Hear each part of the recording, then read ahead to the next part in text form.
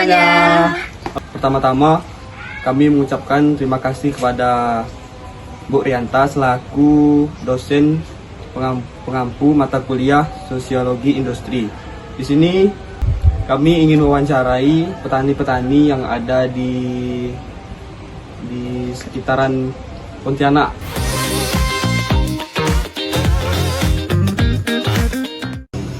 Baik, di sini kami menemukan salah satu pengusaha bibit buah-buahan yang ada di Palima. Nah, mungkin sebelum kami lanjut melakukan wawancara, mungkin kami memperkenalkan diri terlebih dahulu.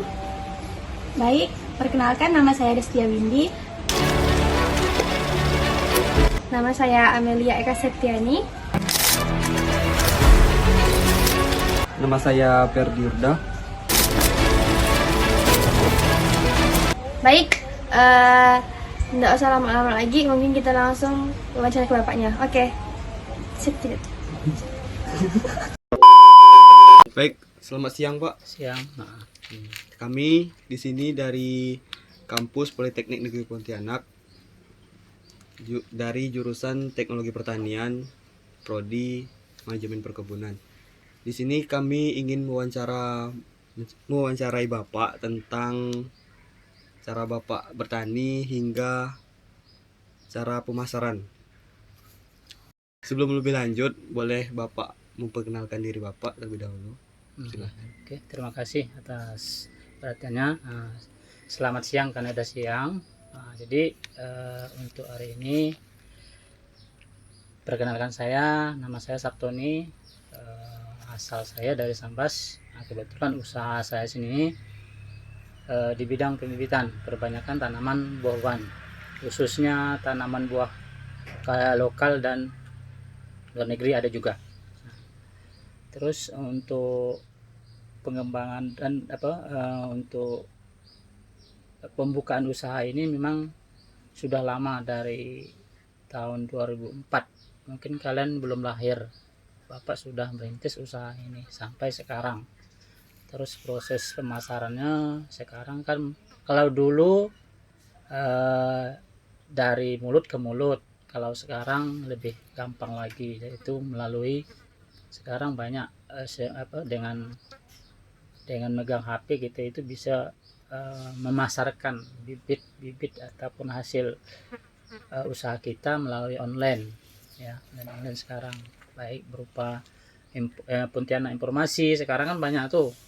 Untuk pemasaran mungkin kalian pun juga bisa, kalau untuk pemasaran nih bukan hanya di bidang pertanian, mungkin di bidang hal-hal lain juga sekarang nih lagi gencar-gencarnya pemasaran itu melalui online. Itu ya. Terus apa aja yang mendorong Bapak memilih profesi tersebut?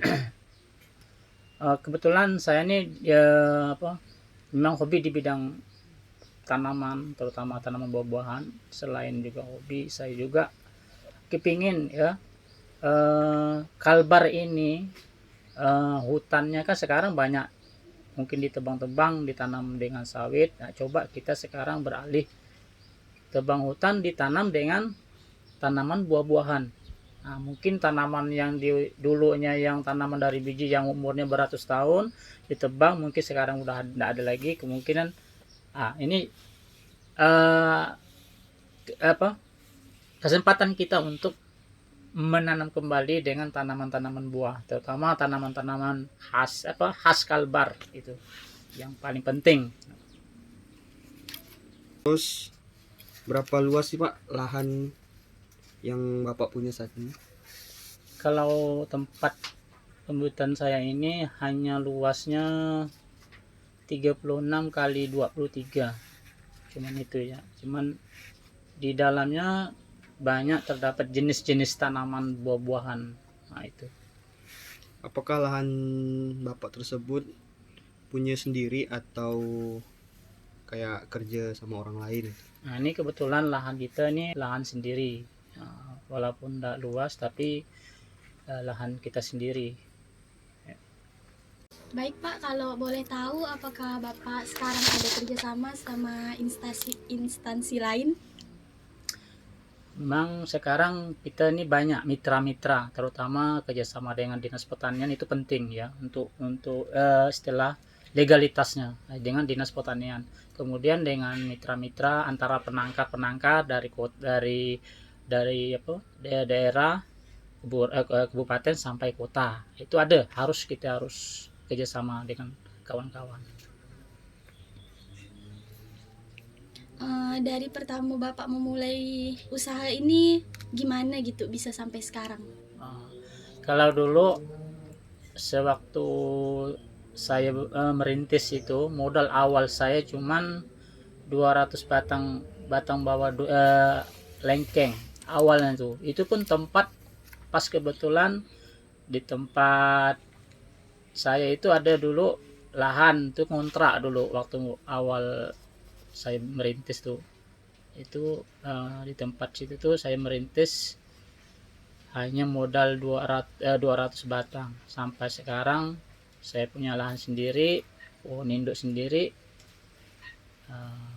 mungkin punya badan usaha sendiri juga sekarang. Ada ndak Bapak tuh ngalami kesulitan gitu dalam proses usahanya? Kalau masalah kesulitan pasti ada. Pertama modal awal itu, awalnya tuh kita modal, terus tempat dulunya. Tapi sekarang dengan memproduksi bibit-bibit itu kita pelan-pelan, kita untuk menutupi kesulitan itu kita pelan-pelan. Alhamdulillah dengan kerjasama tadi itu kita antara kawan, jadi kesulitan itu bisa teratasi. Itulah gunanya kita bermitra. Dengan kesulitan dalam usaha ini pasti ada, terutama kalau masalah itu lagi sepi, jadi pemasukan itu berkurang, itu udah merupakan itu juga. Terus kesulitannya juga tentang ini apa namanya, sebenarnya tempat usaha juga ini kan kita lahan kita kecil, mungkin kita mau bikin bibit banyak, jadi tempat kita ada terbatas. Baik, mungkin dalam usaha Bapak sekarang nih, Bapak nih ngelolanya sendiri doang atau ada karyawan gitu? Kalau sekarang sih sendiri, cuman ada waktu-waktu tentu karena kita ada kerjasama antara pihak kampus dengan pihak sekolah, jadi setiap tahun itu ada sistem anak magang, jadi itulah kita memanfaatkan tenaga mereka untuk memperbanyak tanaman. Selain kita mengasih pengalaman, mereka juga mendapat nilai dari kita. Itu dari situlah saya nih sendiri, tapi di luarnya ada dari pihak-pihak yang masuk, jadi untuk membantu proses perbanyakan tanaman. Disitulah. Jadi karyawan sementara ini tidak ada, memang sistem keluarga. Kalau boleh tahu Bapak pernah nggak kayak ngikut pelatihan di luar, entah mungkin di luar kota ataupun di mana gitu, pelatihan? Biasanya setiap tahun dari pihak pemerintah selalu mengadakan pelatihan-pelatihan, terutama biasanya untuk wilayah kota, Kuburaya, nanti semua penangkar sekalbar ini diundang. Nanti disitulah pihak pemerintah mengasih solusi-solusi untuk penangkar-penangkar nanti tanaman apa yang untuk dikembangkan ke depannya. Itu ada untuk pelatihan-pelatihan tiap tahunnya ada. Baik Pak. Nah di sini Bapak kan memilih usaha ini. Nah usaha ini baik nggak dikembangkan untuk generasi yang akan datang, untuk generasi ke depan lah. Jadi selama dari tahun 2004 sampai sekarang, jadi semua hasil dari perbanyakan tanaman ini, terutama pembibitan, jadi alhamdulillah saya ini memang terus melanjutkan usaha ini karena baik untuk penghasilan sih lumayan juga. Kalau untuk setara kita untuk bertani, apalagi sekarang kalau untuk mencari pekerjaan tuh memang agak susah bagi pegawai negeri. Jadi kalau memang ada pengalaman di bidang pertanian, alangkah baiknya, karena potensi untuk pembibitan ini sangat-sangat menjanjikan, ya, menjanjikan.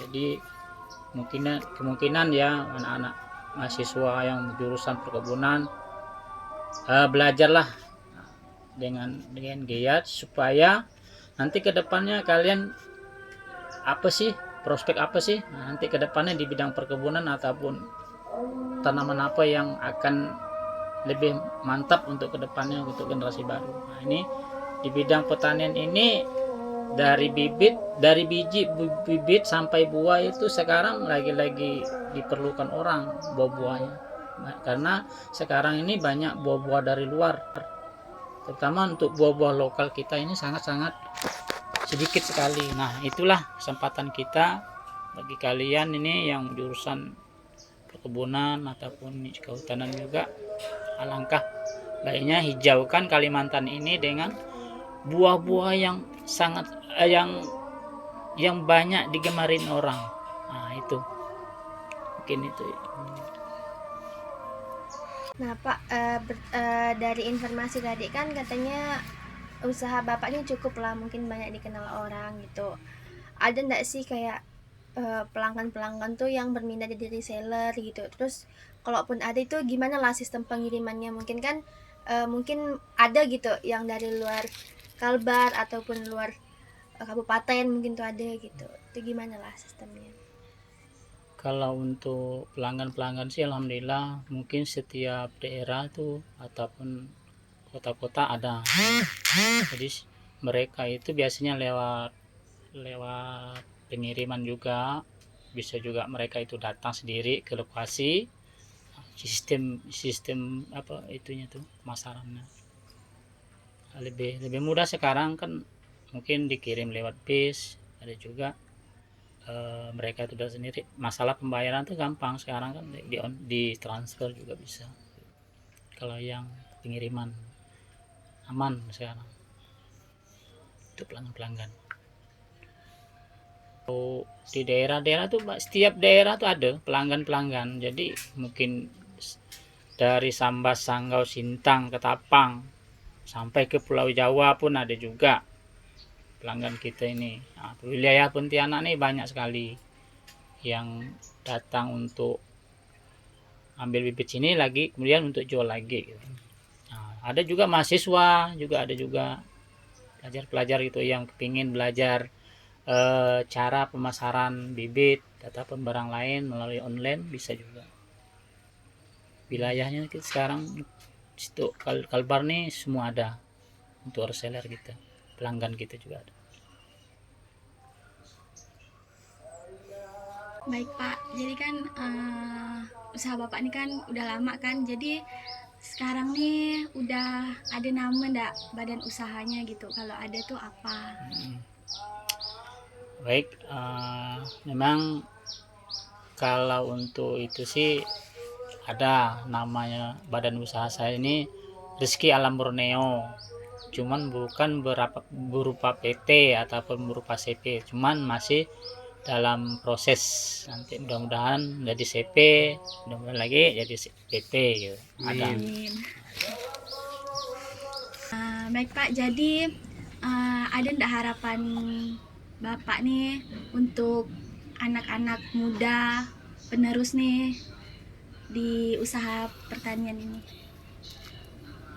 Jadi setiap tahun kan anak SMK, itulah merupakan harapan saya. Jadi untuk generasi baru akan depannya, dengan adanya magang ataupun istilahnya studi banding, nah disitulah mereka itu dapat pencerahan bagaimana sih usaha pembibitan ini untuk bekal mereka nanti setelah kuliah ataupun sekolah. Ya, jadi harapan Bapak sekarang kepada generasi baru, Jadi bersemangatlah untuk berkebun atau bersemangatlah untuk mendapatkan pengalaman-pengalaman tentang ilmu pertanian. Jadi untuk kedepannya, untuk anak cucu mereka nanti, biar Kalbar ini menghasilkan produksi tanaman yang berkualitas dan generasi yang berkualitas di bidang pertanian. Jadi alangkah baiknya generasi itu sebanyak-banyaknya mendapatkan pengalaman di bidang pertanian, mungkin bisa melalui belajar di sosial media ataupun ikut-ikut pelatihan-pelatihan di bidang pertanian. Nah, itulah biar generasi kita ini semangat untuk di bidang pertanian. Jangan mencari pekerjaan, ciptakanlah pekerjaan di bidang pertanian ini. Apalagi sekarang banyak mahasiswa itu lulus S1 semua setiap tahun berapa juta. Semua itu kepinginnya mencari pekerjaan. Alangkah baiknya mereka berpikiran bagaimana sih dengan mereka mendapat ilmu di sekolah, di kampus ataupun di luar, ilmu itu bisa bermanfaat bagi dirinya sendiri untuk menciptakan pekerjaan. Nah, itulah harapan Bapak bagi mereka itu yang semangat dalam bidang pertanian, menciptakan pekerjaan, bukan mencari pekerjaan. Nah, itu yang kita harapkan untuk generasi baru. Baik Pak, mungkin sekian wawancara dari kami. Mungkin udah banyak lah informasi yang udah kami dapat tentang cara bertani ini. Mungkin sekian dari kami. Kami ucapkan terima kasih kepada Bapak. Kami akhiri. Assalamualaikum warahmatullahi wabarakatuh. Waalaikumsalam warahmatullahi wabarakatuh. Terima kasih Pak. Ya.